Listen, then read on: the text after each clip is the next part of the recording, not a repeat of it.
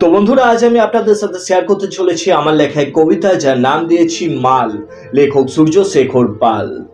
এখন সংসারেতে টানাটানি, তবু মুখে একরাশ হাসি।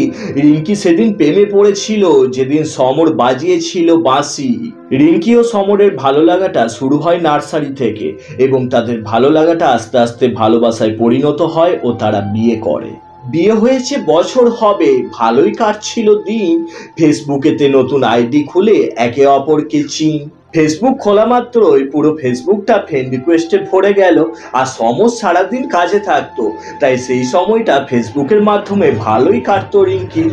ওখানে বন্ধু হলো, বান্ধবী হলো, নাম্বার আদান প্রদান করলো। নিজের অজান্তেই রিঙ্কি ভুল পথেতে চললো। এলাকায় রিঙ্কির সুনাম বেশ ভালোই ছিল, তবে সারাদিনের একাকিত্ব দূর করতে রিঙ্কি ফেসবুকের বন্ধু অজয়ের সাথে কথা বলতো। আর অজয় যেহেতু তাদের পাড়ারই ছেলে ছিল, তাই তাদের কথাবার্তা শুধু কথাবার্তাতেই সীমাবদ্ধ ছিল না। তবে হঠাৎ একদিন রিঙ্কির নামে চারিদিকে কুকথা লঠালো। এই ঘটনাটা রিঙ্কির বন্ধু অজয়ই নাকি ঘটালো।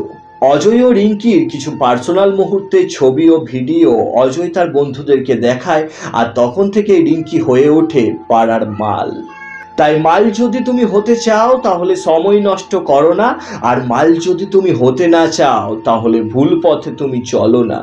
নিজের ও নিজের পরিবারের নাম বদনাম করার আগে একবার ভেবে নিও সেই মানুষটার কথা, যে মানুষটা নিজের ইচ্ছে স্বপ্ন বিসর্জন দিয়ে এক রাস কষ্ট বুকে চেপে রেখে মুখে মিথ্যে হাসি নিয়ে ঘুরে বেড়ায় এবং সারা জীবন পরিশ্রম করে যাতে তোমাকে ভালো রাখতে পারে।